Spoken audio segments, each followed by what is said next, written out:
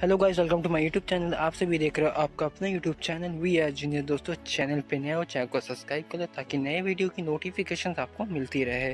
तो दोस्तों, आज मैं बात कर रहा हूँ टैगा फॉरेस्ट के बारे में, जो बहुत ही इंटरेस्टिंग फॉरेस्ट है। तो उम्मीद है वीडियो आपको अच्छी लगेगी। तो वीडियो शुरू करते हैं।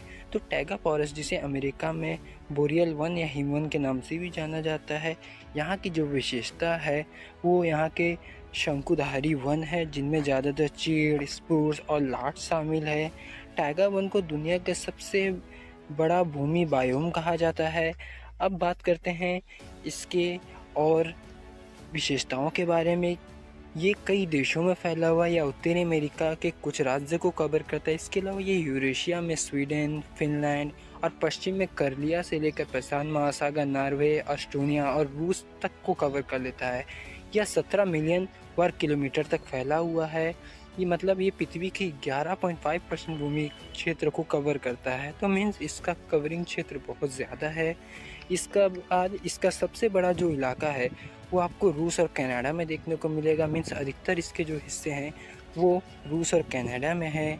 यहाँ का तापमान जो है वो बहुत कम रहता है। इसका औसतन तापमान जो है वो -5 से लेकर +5 तक रहता है और इसके तापमान अलग अलग क्षेत्रों में होते हैं। तो कुछ ठंडे इलाके में जहाँ इसका क्षेत्र पड़ता है वहाँ तापमान टेम्परेरी कम ही रहेगा और कुछ क्षेत्रों में इसका तापमान 5 to 6 डिग्री या कभी कभी 10 भी चला जाता है। तो यहाँ बारिश बहुत कम होती है और बहुत से ऐसे इलाके इसके ठंड से जमे रहते हैं। यहाँ की एक और विशेषता ये है कि यहाँ दुनिया की बहुत सारी लंबी नदियाँ इस वन से होके गुजरती है।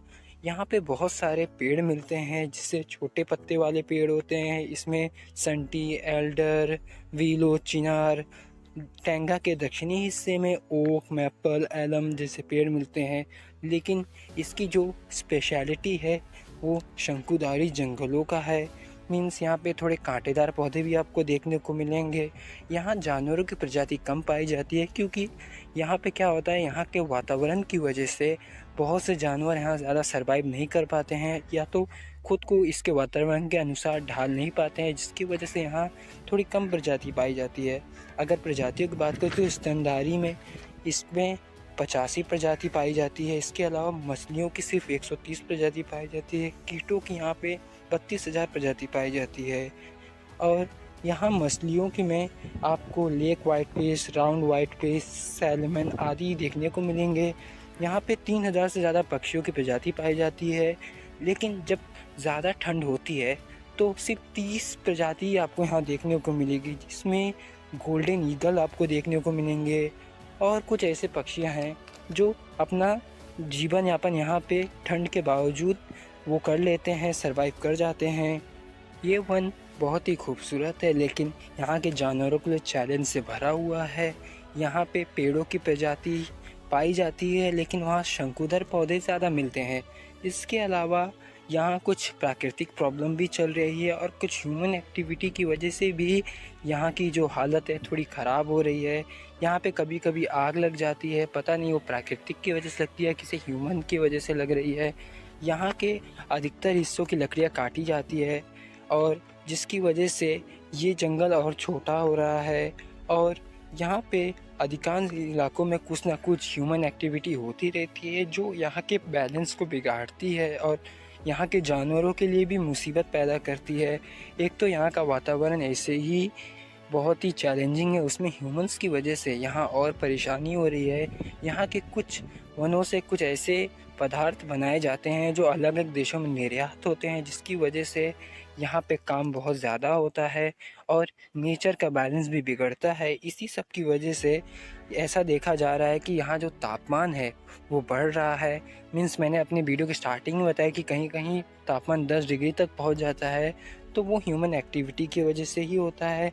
जिसकी वजह से ये भी देखा गया है कि गर्मियों के मुकाबले सर्दियों में इसके तापमान में वृद्धि दिखी है, जो एक चिंता का विषय है।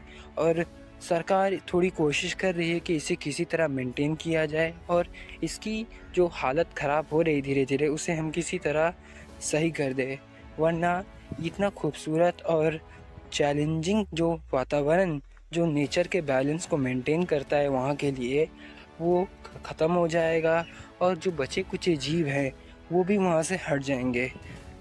तो ये एक शॉर्ट डिस्क्रिप्शन था यहाँ के बारे में। इसके बारे में मैं और भी डिटेल वीडियो बनाऊंगा। अगर आपको डिटेल वीडियो चाहिए तो कमेंट बॉक्स में कमेंट करें और चैनल को लाइक कीजिए। तो मिलते हैं एक और वीडियो के साथ। Thank you.